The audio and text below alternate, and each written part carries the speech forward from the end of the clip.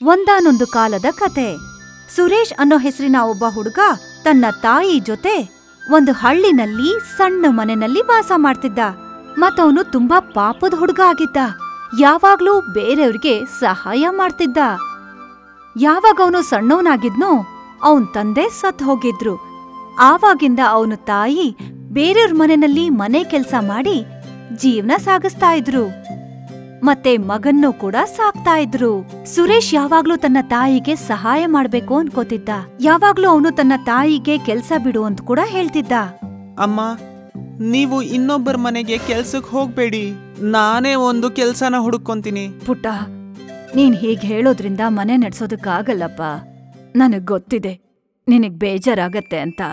ಆದ್ರೆ ಏನ್ ಮಾಡೋದು ಮಗನೇ, ಬೇರೆ ದಾರಿ ಇಲ್ಲ. ಅವ್ರ ಹಳ್ಳಿನಲ್ಲಿ ರಮೇಶ್ ಅನ್ನೋ ಒಬ್ಬ ಹುಡುಗ ಇದ್ದ. ರಮೇಶ್ ಸ್ವಲ್ಪ ಜಾಸ್ತಿನೇ ಬುದ್ಧಿವಂತ ಆಗಿದ್ದ. ಅವನ ತಂದೆ ಹತ್ರ ಜಾಸ್ತಿ ದುಡ್ಡಿದ್ದಿದ್ರಿಂದ ಅವನು ಬೇಕಾಬಿಟ್ಟಿ ದುಡ್ಡನ್ನ ಖರ್ಚು ಮಾಡಿ ಹಾಯಾಗ್ ಜೀವನ ಮಾಡ್ತಿದ್ದ. ಅವನ್ ಯಾವಾಗ್ಲೂ ಸುರೇಶ್ನ ಕಿಂಡಲ್ ಮಾಡ್ತಿದ್ದ ಮತ್ತೆ ಅವಮಾನ ಮಾಡ್ತಿದ್ದ. ಸುರೇಶ್ಗೆ ಅವನ್ ಹೇಳೋ ಮಾತಿಂದ ತುಂಬಾ ಬೇಜಾರಾಗ್ತಿತ್ತು. ಸುರೇಶ್ ಯಾವಾಗ್ಲೂ ದೇವ್ರ ಹತ್ರ ಕೇವಲ ಒಂದನ್ ಮಾತ್ರ ಬೇಡ್ಕೋತಿದ್ದ. ಅವನು ಎಷ್ಟು ದುಡ್ಡನ್ನ ಸಂಪಾದನೆ ಮಾಡ್ಬೇಕು ಅಂದ್ರೆ ಅವಂದೇ ಒಂದು ಸ್ವಂತ ಮನೆನ ಕೊಂಡ್ಕೋಬೇಕು, ಜೊತೆಗೆ ತನ್ನ ತಾಯಿ ಕೆಲ್ಸ ಬಿಟ್ಟು ಆರಾಮಾಗಿರ್ಬೇಕು ಅಂತ. ಒಂದು ದಿನ ಅವನು ತಾಯಿಯ ಹುಟ್ಟುದಬ್ಬ ಆಗಿತ್ತು. ಅವನು ಅವನ ತಾಯಿಗೆ ಒಂದು ಸ್ಯಾರಿನ ಗಿಫ್ಟ್ ಕೊಡ್ಬೇಕು ಅಂತಿದ್ದ. ಆದ್ರೆ ಆ ಸೀರೆನ ಕೊಂಡ್ಕೊಳ್ಳೋ ಅಷ್ಟು ದುಡ್ಡು ಅವನ ಹತ್ರ ಇರ್ಲಿಲ್ಲ. ಹಾಗಾಗಿ ಅವನು ಕೊಂಡ್ಕೊಳ್ಳಿಲ್ಲ. ಅವನು ತುಂಬಾ ಬೇಜಾರ್ ಮಾಡ್ಕೊಂಡು ಹಳ್ಳಿ ಪಕ್ಕದಲ್ಲೇ ಇದ್ದ ಒಂದು ಕಾಡೊಳಗಡೆ ಹೊರಟೋಗ್ತಾನೆ. ಕಾಡೊಳಗಡೆ ನಡ್ಕೊಂಡು ಹೋಗ್ತಾ ಹೋಗ್ತಾ ಅಲ್ಲಿ ಅವನಿಗೆ ಒಂದು ದೊಡ್ಡ ಬಂಡೆ ಕಾಣ್ಸತ್ತೆ. ಅವನ್ ಹೋಗಿ ಆ ಬಂಡೆ ಹತ್ರ ಕೂತ್ಕೋತಾನೆ. ಮತ್ತೆ ಅದ್ರ ಮೇಲೆ ತಲೆ ಇಟ್ಟು ಅಳೋಕ್ ಶುರು ಮಾಡ್ತಾನೆ. ಹೇ ಭಗವಂತ, ನನ್ನ ಯಾಕೆ ನೀನು ಇಷ್ಟು ಬಡವನಾಗಿ ಹುಟ್ಟಿಸ್ದೆ? ನಾನು ನನ್ನ ತಾಯಿಗೋಸ್ಕರ ಒಂದು ಸೀರೆನೂ ಖರೀದಿ ಮಾಡಕ್ಕಾಗಲ್ಲ. ನನಗೆ ನನ್ನ ಅಮ್ಮಂಗೆ ಒಂದು ಸೀರೆ ತಕ್ಕೊಡ್ಬೇಕು ಅಂತ ಆಸೆ. ಅದೇ ಸಮಯದಲ್ಲಿ ಅವನ್ ಮುಂದೆ ಒಂದು ಸುಂದರವಾದ ಸೀರೆ ಬರುತ್ತೆ. ಆ ಸೀರೆನ ನೋಡಿ ಅವನಿಗೆ ಆಶ್ಚರ್ಯ ಆಗತ್ತೆ. ಈ ಸೀರೆ ಎಲ್ಲಿಂದ ಬಂತು ಅಂತ ಅವನಿಗೆ ಅರ್ಥನೇ ಆಗ್ತಿರೋದಿಲ್ಲ. ಆವಾಗ ಅವನು ಅವನ್ ಮನ್ಸಲ್ಲೇ ಯೋಚನೆ ಮಾಡ್ತಾನೆ, ನನ್ಗನ್ನಿಸ್ತಿದೆ ಇದು ಭಗವಂತನ ಚಮತ್ಕಾರ ಅಂತ. ನಾನು ಕೇಳಿದ ಹಾಗೆ ಸೀರೆ ಪ್ರತ್ಯಕ್ಷ ಆಗಿದೆ. ಆಮೇಲೆ ಸುರೇಶ್ ಆ ಸಾರಿನ ತಗೊಂಡು ವಾಪಸ್ ತನ್ನ ಮನೆಗ್ ಬಂದ್ಬಿಡ್ತಾನೆ. ಮನೆಗ್ ಬರ್ತಿದ್ದ ಹಾಗೆ ಅವನು ಆ ಸೀರೆನ ತನ್ನಮ್ಮನಿಗೋಸ್ಕರ ಕೊಡ್ತಾನೆ. ಸೀರೆ ನೋಡ್ತಿದ್ದ ಹಾಗೆ ಅವನ ತಾಯಿ ಅವನನ್ನ ಕೇಳ್ತಾರೆ, ಪುಟ್ಟ, ಈ ಸೀರೆ ತುಂಬಾ ಸುಂದರವಾಗಿದೆ. ಆದ್ರೆ ಇಷ್ಟೊಂದು ದುಡ್ಡು ನಿನ್ ಹತ್ರ ಎಲ್ಲಿಂದ ಬಂತಪ್ಪ? ಇದು ತುಂಬಾ ಬೆಲೆ ಬಾಳೋ ಸೀರೆ ಅನ್ಸತ್ತೆ. ಒಂದ್ ವೇಳೆ ನೀನೇನಾದ್ರೂ ತಪ್ಪು ಕೆಲ್ಸ ಮಾಡಿ ಈ ಸೀರೆನ ಕೊಂಡ್ಕೊಂಡ್ ಬಂದ್ಯಾ? ಇಲ್ಲ ಅಮ್ಮ, ನಿಮ್ಗನ್ನಿಸ್ತಿದ್ಯಾ ನಿಮ್ ಮಗ ಆ ತರ ಕೆಲ್ಸ ಮಾಡ್ತಾನೆ ಅಂತ? ಅಷ್ಟೇ. ಆಮೇಲೆ ಅವರಮ್ಮ ಖುಷಿಯಿಂದ ಆ ಸೀರೆನ ತಗೋತಾರೆ. ಆದ್ರೆ ಸುರೇಶ್ ಅವತ್ತಿನ ದಿನ ಇಡೀ ರಾತ್ರಿ ಯೋಚನೆ ಮಾಡ್ತಾನೆ ಇರ್ತಾನೆ, ಆ ಸೀರೆ ಎಲ್ಲಿಂದ ಬಂತು ಅಂತ. ಆವಾಗ ಅವನಿಗೆ ನೆನ್ಪಾಗತ್ತೆ, ಅವನು ಆ ದೊಡ್ಡ ಬಂಡೆ ಮೇಲೆ ತನ್ನ ತಲೆನ ಇಟ್ಟಾಗ ಆ ಕೂಡ್ಲೆ ಆ ಸೀರೆ ಅಲ್ಲಿಗ್ ಬಂತು ಅನ್ನೋದನ್ನ. ಮಾರನೇ ದಿನ ಸುರೇಶ್ ಕಾಡೊಳಗಡೆ ಅದೇ ಬಂಡೆ ಹತ್ರ ಹೋಗ್ತಾನೆ. ಮತ್ತವನು ಅಲ್ಲಿಗ್ ತಲುಪ್ತಿದ್ದ ಹಾಗೆ ಆ ದೊಡ್ಡ ಬಂಡೆನ ನೋಡಿ ಅವನು ಹೇಳ್ತಾನೆ, ಏನು, ಆ ಸೀರೆ ನಿನ್ನ ಕಾರಣದಿಂದ ನನಗ್ ಸಿಗ್ತಾ? ಅದೇ ಸಮಯದಲ್ಲಿ ಆ ದೊಡ್ಡ ಬಂಡೆ ಒಳಗಡೆಯಿಂದ ಶಬ್ದ ಕೇಳಿಸತ್ತೆ. ಹೌದು, ನಾನೊಂದು ಮಾಯೆ ಕಲ್ಲು. ನೀನು ನಿನಗೋಸ್ಕರನೋ ಇಲ್ಲ ಬೇರೆಯವ್ರಿಗಾಗಿಯೋ ನನ್ನ ಹತ್ರ ಏನೇ ಕೇಳಿದ್ರು ಅದು ನಿನಗೆ ಸಿಗುತ್ತೆ. ಏನು, ಇದು ನಿಜವಾಗ್ಲೂ ಆಗುತ್ತಾ? ಹಾ, ಆದ್ರೆ ನೆನ್ಪಿಟ್ಕೋ, ನೀನು ನಿನ್ನ ವಿರೋಧಿಗೆ ಏನ್ ಕೇಳಿದ್ರು ಅದರ ದುಪ್ಪಟ್ಟು ನಿನಗ್ ಸಿಗುತ್ತೆ. ನನ್ಗಂತೂ ಒಬ್ನೇ ವಿರೋಧಿ ಇರೋದು, ಅವನ ಹೆಸರು ರಮೇಶ್. ನಾನ್ ಕೇಳ್ಕೊಂತಿದ್ದೀನಿ, ಅವನ 200 ಗಜದ ಮನೆ 500 ಗಜ ಆಗ್ಬೇಕು. ಮತ್ತಾಮೇಲೆ ಆ ಜಾದುವಿನ ಬಂಡೆ ಹೇಗ್ ಹೇಳಿತ್ತೋ ಹಾಗೆ ಆಗೋಯ್ತು. ಸುರೇಶ್ನ ಮನೆ ರಮೇಶ್ ಮನೆಗಿಂತ 2 ಪಟ್ಟು ದೊಡ್ಡದಾಗೋಯ್ತು. ಸುರೇಶ್ ತನ್ನ ತಾಯಿನ ಬಿಟ್ಟು ಈ ವಿಷಯನ ಯಾರ ಹತ್ರನೂ ಹೇಳಿಲ್ಲ. ಮತ್ತಾಮೇಲೆ ಅವನು ಆ ಜಾದೂ ಬಂಡೆಯ ಸಹಾಯದಿಂದ ಹಳ್ಳಿಲಿದ್ದ ಬಡವರಿಗೆ ಸಹಾಯ ಮಾಡೋದಕ್ ಶುರು ಮಾಡ್ತಾನೆ. ಹಳ್ಳಿನಲ್ಲಿ ಯಾರ್ದಾದ್ರೂ ಯಾವ್ದಾದ್ರೂ ವಸ್ತು ಕಳ್ದೋದ್ರೆ ಅಥವಾ ಯಾರಿಗಾದ್ರೂ ದುಡ್ಡಿನ ಅಗತ್ಯ ಬಿದ್ರೆ ಮತ್ತವರು ಸುರೇಶ್ ಹತ್ರ ಬರ್ತಾ ಇದ್ರು. ಸುರೇಶ್ ಮಾತು ಇಡೀ ಹಳ್ಳಿನಲ್ಲೇ ಚರ್ಚೆ ಶುರುವಾಯ್ತು. ಅವನ ಬಗ್ಗೆ ಜನಗಳು ಮಾತಾಡೋದನ್ನ ಕೇಳಿ ರಮೇಶ್ಗೆ ಹೊಟ್ಟೆউರಿ ಬರ್ತಾ ಇತ್ತು. ಸುರೇಶನ ಮನೆ ಬಗ್ಗೆ ಇಷ್ಟೊಂದು ಚರ್ಚೆ, ಅವನತ್ರ ದುಡ್ಡು ಇಷ್ಟೊಂದು ಹೇಗ್ ಬಂತು? ನನ್ಗೇನೋ ಇದ್ರಲ್ಲಿ ಅನುಮಾನ ಇದೆ. ಆಮೇಲೆ ಆವಾಗಿಂದ ರಮೇಶ್ ಅವನ್ ಮೇಲೆ ಕಣ್ಣಿಡೋದಕ್ಕೆ ಶುರು ಮಾಡ್ತಾನೆ. ಒಂದು ಸಲ ಆ ಹಳ್ಳಿನಲ್ಲಿ ಬಡ ರೈತನಿಗೆ ಆರೋಗ್ಯ ಸರಿ ಇಲ್ದೇ ಇರೋ ಹಾಗಾಗೋಗತ್ತೆ. ಆ ರೈತನ ಹತ್ರ ಅಷ್ಟೊಂದ್ ದುಡ್ಡಿರೋದಿಲ್ಲ ತನ್ ಮಗನ್ನ ಡಾಕ್ಟರ್ ಹತ್ರ ಕರ್ಕೊಂಡು ಹೋಗೋದಿಕ್ಕೆ. ಮತ್ತವರು ಸುರೇಶ್ ಹತ್ರ ಬರ್ತಾರೆ. ಬಂದು ಅವನ್ ಹತ್ರ ಸಹಾಯ ಕೇಳ್ತಾರೆ. ಸುರೇಶ್ ಮತ್ತೆ ಆ ಜಾದು ದೊಡ್ಡ ಬಂಡೆ ಹತ್ರ ಹೋಗ್ತಾನೆ. ಜಾದುವಿನ ಬಂಡೆ ಹತ್ರ ದುಡ್ಡನ್ನ ತಗೊಳ್ಳೋದನ್ನ ರಮೇಶ್ ಕದ್ದು ಮುಚ್ಚಿ ನೋಡ್ಬಿಡ್ತಾನೆ.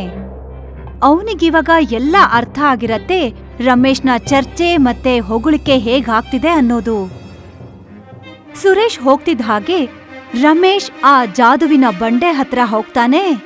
ಮತ್ತೆ ಅವನ ತಲೆನ ಆ ಬಂಡೆ ಮೇಲಿಟ್ಟು ಕೇಳ್ತಾನೆ, ಏ ಮಾಯೆ ಕಲ್ಲು, ನನಗೆ ಒಂದು ಚಿನ್ನದ ಸರಾನ ಕೊಡು. ಆ ಕೂಡ್ಲೆ ಅವನ ಮುಂದೆ ಒಂದು ಚಿನ್ನದ ಚೈನ್ ಬಂದ್ಬಿಡತ್ತೆ. ಅದನ್ನ ನೋಡ್ತಿದ್ದ ಹಾಗೆ ಅವನಿಗೆ ತುಂಬಾ ಖುಷಿ ಆಗೋಗತ್ತೆ. ಧನ್ಯವಾದ ಮಾಯೆ ಕಲ್ಲು, ನನಗೆ ಈ ಚಿನ್ನದ ಸರ ಕೊಟ್ಟಿದ್ದಕ್ಕೆ. ಇನ್ಮೇಲೆ ನಾನ್ ಬಂದು ನಿನ್ನ ಹತ್ರ ಏನೇ ಕೇಳಿದ್ರು ನನಗೆ ಕೊಡ್ತೀಯಾ? ಹಾ, ಆದ್ರೆ ನೆನ್ಪಿಟ್ಕೋ, ನೀನು ನಿನ್ನ ವಿರೋಧಿಗೆ ಏನು ಕೇಳ್ತೀಯೋ ಅದರ ದುಪ್ಪಟ್ಟು ನಿನಗ್ ಸಿಗುತ್ತೆ. ಸರಿ, ನಾನಂತೂ ನನ್ನ ವಿರೋಧಿಗೆ ಏನೂ ಕೇಳೋದಿಲ್ಲ. ನಾನ್ ಯಾವಾಗ್ಲೂ ನನಗೋಸ್ಕರ ಕೇಳ್ತೀನಿ. ಮತ್ತಷ್ಟೇ ಇಷ್ಟನ್ನ ಹೇಳ್ಬಿಟ್ಟು ಅವನಲ್ಲಿಂದ ಹೊರಟೋಗ್ತಾನೆ. ಮನೆಗ್ ಬರ್ತಿದ್ದ ಹಾಗೆ ಅವನು ಅವನ್ ತಂದೆಗೆ ಎಲ್ಲಾ ವಿಷಯನೂ ಹೇಳ್ತಾನೆ. ಅವನ್ ಥರನೇ ಅವನ್ ತಂದೆ ಕೂಡ ಸ್ವಲ್ಪ ಜಾಸ್ತಿನೇ ಬುದ್ಧಿವಂತ ಆಗಿದ್ದ. ಅವರು ಅವನ್ ಮಾತ್ ಕೇಳ್ತಿದ್ದ ಹಾಗೆ ಅವನಿಗೆ ಹೇಳ್ತಾರೆ, ಮಗು, ಹೀಗೆ ಆದ್ರೆ ನಾವು ತುಂಬಾ ಸಾಹುಕಾರರಾಗ್ತೀವಿ. ಆದ್ರೆ ನಮ್ಮ ರಸ್ತೆಯಲ್ಲಿ ಒಂದೇ ಮುಳ್ಳಿರೋದು, ಅದು ಸುರೇಶ್. ಅವನ್ಗೆ ಆ ಮಾಯೆ ಕಲ್ಲಿನ ಬಗ್ಗೆ ತಿಳಿದಿದೆ. ನಾವೇನಾದ್ರೂ ಸುರೇಶನನ್ನ ನಮ್ಮ ದಾರಿಯಿಂದ ದೂರ ಇಟ್ರೆ ನಾವು ಪ್ರಪಂಚದ ಅತಿ ಶ್ರೀಮಂತರಾಗ್ಬೋದು. ನೀನು ನಾಳೆ ಆ ಮಾಯೆ ಕಲ್ಲನ್ನ ಬಳಸಿ ಅವನನ್ನ ಸಾಯಿಸ್ಬಿಡು. ಮಾರನೇ ದಿನ ರಮೇಶ್ ಅವರಪ್ಪ ಹೇಗ್ ಹೇಳಿದ್ರೋ ಹಾಗೆ ಮಾಡೋದಕ್ಕೆ ಅಂತ ಹೋಗ್ತಾನೆ. ಏ ಮಾಯೆ ಕಲ್ಲು, ನನ್ನ ವಿರೋಧಿ ಸುರೇಶನನ್ನು ಸಾಯಿಸ್ಬಿಡು. ನೀನು ತುಂಬಾ ದೊಡ್ಡ ತಪ್ಪು ಮಾಡ್ದೆ ರಮೇಶ್. ನಾನ್ ನಿನ್ಗೆ ಮೊದ್ಲೇ ಹೇಳಿದ್ದೆ, ನೀನು ನಿನ್ನ ವಿರೋಧಿಗೆ ಏನನ್ನ ಕೇಳ್ತೀಯೋ ಅದರ ದುಪ್ಪಟ್ಟು ನಿನಗ್ ಸಿಗುತ್ತೆ. ಈಗ ನೀನು ಪೂರ್ತಿಯಾಗಿ ಸತ್ ಹೋಗ್ಬಿಡ್ತೀಯ. ಮತ್ತೆ ಈ ರೀತಿ ರಮೇಶ್ ತನ್ನ ದುರಾಸೆಯಿಂದ ಅಲ್ಲೇ ಸತ್ ಹೋಗ್ತಾನೆ. ಬಟರ್ವಾಡಿ ಅನ್ನೋ ಒಂದು ಸಣ್ಣ ಹಳ್ಳಿ ಇತ್ತು. ಆ ಹಳ್ಳಿನಲ್ಲಿ ಸುಧೀರ್ ತನ್ನ ತಾಯಿ ಜೊತೆಗೆ ವಾಸ ಮಾಡ್ತಿದ್ದ. ಸುಧೀರ್ ತಂದೆ ಸ್ವಲ್ಪ ವರ್ಷಗಳ ಹಿಂದೆನೆ ಸತ್ ಹೋಗಿದ್ರು. ಆದ್ರೆ ಹೋಗ್ತಾ ಹೋಗ್ತಾ ಸುಧೀರ್ಗೋಸ್ಕರ ಒಂದು ಪುಡಿ ಮಾಡೋ ಮಿಷಿನು ಮತ್ತೆ ಟ್ರ್ಯಾಕ್ಟರ್ ಅನ್ನ ಬಿಟ್ಟು ಹೋಗಿದ್ರು. ಟ್ರ್ಯಾಕ್ಟರ್ ಮತ್ತೆ ಪುಡಿ ಮಾಡೋ ಮಿಷಿನ್ ಇಂದ ಸುಧೀರ್ ಮತ್ತೆ ತನ್ನ ತಾಯಿ ಜೀವನ ಸಾಗಿಸ್ತಾ ಇದ್ರು. ಒಂದು ದಿನ ಸುಧೀರ್ ಮಾಮ ತನ್ನ ಮಗಳ ಜೊತೆ ಸುಧೀರ್ ಮನೆಗೆ ಬರ್ತಾರೆ. ಸುಧೀರ್ ತಾಯಿ ಸುಮತಿನ ಮನೆ ಒಳಗಡೆ ಕರ್ಕೊಂಡು ಹೋಗ್ತಾಳೆ. ಮತ್ತೆ ಸುಧೀರ್ ತನ್ನ ಮಾಮನ್ ಜೊತೆ ಮಾತಾಡ್ತಾ ಕೂರ್ತಾನೆ. ಪೇಟೆಯಲ್ಲೆಲ್ಲ ಚೆನ್ನಾಗಿದ್ಯಾ? ಮೊದ್ಲು ನಿನ್ ವಿಷಯ ಏನು ಅಂತ ಹೇಳು.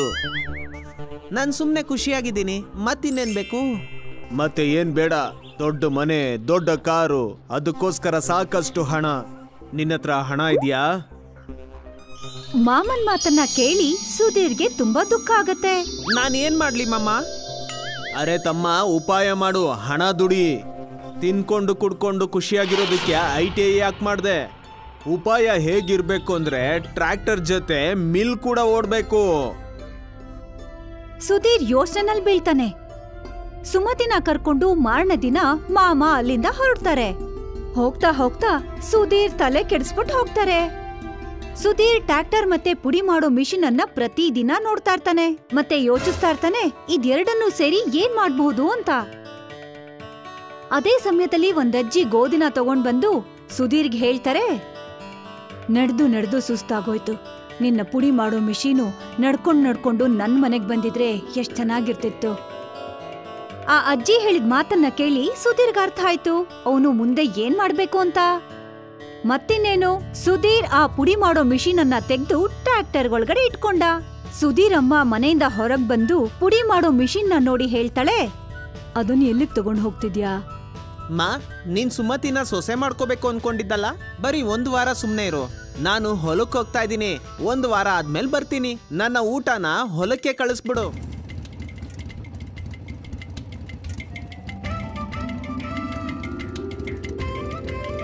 ನಾನೀಗ ಗೋಧಿ ಹಾಕ್ಬೇಕಿಲ್ಲಿ. ಆದ್ರೆ ಹೇಗೆ? ಹಗಲು ರಾತ್ರಿ ಸುಧೀರ್ ಕೆಲ್ಸ ಮಾಡ್ತಿರ್ತಿದ್ದ. ಒಂದೊಂದು ದಿನ ಕಳ್ದ ಹಾಗೂ ಸುಧೀರ್ ಪ್ರತಿದಿನ ಒಂದೊಂದು ಎಕ್ಸ್ಪೆರಿಮೆಂಟ್ ಮಾಡ್ತಿದ್ದ. ಮತ್ತದು ಫಲ ಕೂಡ ಕೊಡ್ತಿತ್ತು.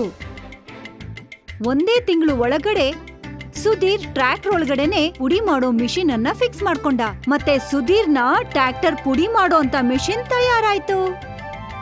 ಈಗ ಬರೀ ಇದ್ರ ಟ್ರಯಲ್ ನೋಡೋದ್ ಬಾಕಿ ಇದೆ. ಸುಧೀರ್ ಟ್ರ್ಯಾಕ್ಟರ್ ತಗೊಂಡ್ ಬಂದ. ಆಗ ಅಮ್ಮ ಹೇಳ್ತಾಳೆ, ಪುಡಿ ಮಾಡೋ ಮಿಷಿನ್ ಅಲ್ಲಿ ಅದನ್ನ ಮಾರ್ಬಿಟ್ಯಾ ನೀನು? ಈ ಟ್ರ್ಯಾಕ್ಟರೇ ಮಿಲ್ಲು. ಟ್ರ್ಯಾಕ್ಟರ್ ಅಲ್ಲಿ ಮಿಲ್ ಇದೆ. ಅಂದ್ರೆ ಟ್ರ್ಯಾಕ್ಟರ್ ಪುಡಿ ಮಾಡೋ ಮಿಷಿನಾ? ಹಾ, ಗೋಧಿ ಮಿಲ್ ಟ್ರ್ಯಾಕ್ಟ್ರು. ಸುಧೀರ್ ಆ ಟ್ರ್ಯಾಕ್ಟರ್ ಪುಡಿ ಮಾಡೋ ಮಿಷಿನ್ ಅನ್ನ ತಗೊಂಡು ನೇರ ಅಜ್ಜಿ ಮನೆಗೆ ಹೋಗ್ತಾನೆ. ಮತ್ತೆ ಅಜ್ಜಿನ ನೋಡಿ ಹೇಳ್ತಾನೆ, ಈಗ ಅಜ್ಜಿ, ಮಿಲ್ಲೇ ನಿಮ್ ಮನೆ ಹತ್ರ ಬಂದಿದೆ, ಗೋಧಿ ತನ್ನಿ. ಯಾಕ್ ತಮಾಷೆ ಮಾಡ್ತಿದ್ಯಾ? ಇದು ಬರೀ ಟ್ರ್ಯಾಕ್ಟರ್ ಅಲ್ವಾ? ಇದು ಗೋಧಿ ಮಿಲ್ ಟ್ರ್ಯಾಕ್ಟರು. ಮನೆ ಮನೆಗೆ ಹೋಗಿ ಗೋಧಿ ಬೀಸ್ಕೊಡುತ್ತೆ. ಅಜ್ಜಿ ಗೋಧಿ ತಗೊಂಡ್ ಬಂದ್ಲು. ಸುಧೀರ್ ಟ್ರ್ಯಾಕ್ಟರ್ನ ಡೀಸೆಲ್ ಟ್ಯಾಂಕ್ ಅನ್ನ ತೆಗೆದು ಅದರಲ್ಲಿ ಗೋಧಿ ಹಾಕೋಕ್ ಶುರು ಮಾಡ್ದ. ಆಗ ಅಜ್ಜಿ ಕೂಗ್ಕೊಂಡ್ಲು, ಅಯ್ಯೋ, ಡೀಸೆಲ್ ಟ್ಯಾಂಕ್ಗೆ ಗೋಧಿ ಹಾಕ್ಬೇಡ. ಅಜ್ಜಿ, ಇದು ಡೀಸೆಲ್ ಟ್ಯಾಂಕ್ ಅಲ್ಲ, ಗೋಧಿಯ ಟ್ಯಾಂಕು. ಮತ್ತೆ ಈ ಟ್ರ್ಯಾಕ್ಟರು ಪೆಟ್ರೋಲ್ ಡೀಸೆಲ್ ಇಂದ ಓಡೋದಿಲ್ಲ, ಸೂರ್ಯನ ಕಿರಣದಿಂದ ಓಡುತ್ತೆ. ನೋಡಿ ಅಲ್ಲಿ ಟ್ರ್ಯಾಕ್ಟರಿನ ರೂಫ್ ಮೇಲಿದೆ ಸೋಲಾರ್ ಪ್ಯಾನಲ್. ಅಜ್ಜಿ ನೋಡ್ತಾಳೆ, ಟ್ರ್ಯಾಕ್ಟರ್ ಮೇಲೆ ನಿಜವಾಗ್ಲೂ ಸೋಲಾರ್ ಪ್ಯಾನಲ್ ಇತ್ತು. ಸುಧೀರ್ ಟ್ಯಾಂಕ್ ಒಳಗಡೆ ಗೋಧಿನ ಹಾಕಿ ಮತ್ತೆ ಟ್ರ್ಯಾಕ್ಟರ್ ಹಿಂಭಾಗ ಬಂದು ಒಂದು ಡಬ್ಬಾನ ಕೆಳಗಡೆ ಇಡ್ತಾನೆ. ಈಗ ನೋಡಿ ಮಜಾನ. ಸುಧೀರ್ ಟ್ರ್ಯಾಕ್ಟರ್ ಅನ್ನ ಸ್ಟಾರ್ಟ್ ಮಾಡ್ತಾನೆ. ಆಗ ಗೋಧಿ ಬೀಸೋಕೆ ಶುರುವಾಗತ್ತೆ. ಮತ್ತೆ ಡಬ್ಬದಲ್ಲಿ ಪುಡಿ ಬೀಳಕ್ ಶುರುವಾಗತ್ತೆ. ಅದನ್ನ ನೋಡಿ ಅಜ್ಜಿಗೆ ಖುಷಿ ಆಗತ್ತೆ. 2 ಸೆಕೆಂಡ್ ಅಲ್ಲಿ ಗೋಧಿ ಪುಡಿ. ಇದು ಗೋಧಿ ಪುಡಿ ಅಲ್ಲ ಮಗನೇ, ಪೌಡರು. ಮತ್ತಿನ್ನೇನು, ಟ್ರ್ಯಾಕ್ಟರ್ ಪುಡಿ ಮಾಡೋ ಮಿಷಿನ್ನು ಇಡೀ ಹಳ್ಳಿನಲ್ಲೇ ಹರಡ್ತು. ಜನಗಳು ಸುಧೀರ್ಗೆ ಕಾಲ್ ಮಾಡೋಕ್ ಶುರು ಮಾಡಿದ್ರು. ಮತ್ತೆ ಸುಧೀರ್ ಜನಗಳಿಗೆ ಹೋಮ್ ಸರ್ವಿಸ್ ಕೊಡೋಕ್ ಶುರು ಮಾಡ್ದ. ಕೆಲ್ಸ ಮತ್ತೆ ಪುಡಿ ಕ್ವಾಲಿಟಿನ ನೋಡಿ ಜನಗಳು ಅವನ್ಗೆ ಜಾಸ್ತಿ ದುಡ್ಡನ್ನ ಕೊಡ್ತಿದ್ರು. ಮತ್ತೆ ಸುಧೀರ್ ಅಕ್ಕಪಕ್ಕದ ಹಳ್ಳಿಗೋಗಿ ಸರ್ವಿಸ್ ಕೊಡೋಕ್ ಶುರು ಮಾಡ್ದ. ಮತ್ತೆ ಟ್ರ್ಯಾಕ್ಟರ್ ಪುಡಿ ಮಾಡೋ ಮಿಷಿನು ಫೇಮಸ್ ಆಗೋಯ್ತು. ಮೀಡಿಯಾ ಸುಧೀರ್ ಮನೆಗ್ ಬಂತು. ಸುಧೀರ್ ಇಂಟರ್ವ್ಯೂ ಕೊಟ್ಟ. ಮತ್ತೆ ಟ್ರ್ಯಾಕ್ಟರ್ ಪುಡಿ ಮಾಡೋ ಮಿಷಿನ್ ನ ಡೆಮೋ ಕೂಡ. ಮತ್ತಿನ್ನೇನು, ಮಾಧ್ಯಮದ ಮೂಲಕ ಟ್ರ್ಯಾಕ್ಟರ್ ಪುಡಿ ಮಾಡೋ ಮಿಷಿನ್ನು ದೇಶದ ಮೂಲೆ ಮೂಲೆಗೂ ತಲುಪ್ತು. ಒಂದು ದಿನ ಕೆಲವು ಆಫೀಸರ್ಗಳು ಸುಧೀರ್ ಮನೆಗ್ ಬರ್ತಾರೆ. ನಾವು ಆದಿವಾಸಿ ಕಲ್ಯಾಣ ಮಂದಿರದಿಂದ ಬರ್ತಿದೀವಿ. ನಿಮ್ಮ ಇಂಟರ್ವ್ಯೂನ ನೋಡಿದ್ವಿ. ತುಂಬಾ ಒಳ್ಳೆ ಕೆಲಸ ಮಾಡಿದ್ದೀರಾ ನೀವು. ಕಾಡಿನ ಆದಿವಾಸಿ ಜನಗಳಿಗೆ ಕರೆಂಟು ಮತ್ತೆ ಗೋಧಿಯ ಸೀಟಿನ ಸಮಸ್ಯೆ ಇದೆ.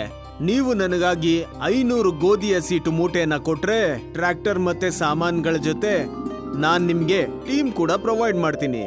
ನೀವ್ ಅವ್ರಿಗೆ ಗೈಡ್ ಮಾಡಿದ್ರೆ ಸಾಕು. ತಗೊಳ್ಳಿ ಅಡ್ವಾನ್ಸ್ 10 ಕೋಟಿ ಚೆಕ್ಕು. ಅದನ್ನ ನೋಡಿ ಸುಧೀರ್ನ ಸಂತೋಷ ಆಕಾಶ ಮುಟ್ತು. ಈ ವಿಷಯ ಮಾಮಂಗ್ ಗೊತ್ತಾದ್ ಕೂಡ್ಲೆ ಮಾಮ ಸುಮತಿನ ಕರ್ಕೊಂಡು ಸುಧೀರ್ ಮನೆಗ್ ಬರ್ತಾರೆ.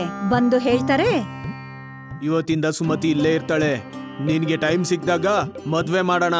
ಆದ್ರೆ ಸುಮತಿ ಇಲ್ಲೇ ಇರ್ತಾಳೆ. ಇದನ್ನ ಕೇಳಿ ಸುಧೀರ್ ಮತ್ತೆ ಅವ್ರ ತಾಯಿಗೆ ತುಂಬಾ ಸಂತೋಷ ಆಗತ್ತೆ. ಈ ರೀತಿ ಟ್ರ್ಯಾಕ್ಟರ್ ಪುಡಿ ಮಾಡೋ ಮಿಷಿನು ಸುಧೀರ್ನ ಜೀವನನೇ ಬದಲಾಯಿಸ್ಬಿಡತ್ತೆ.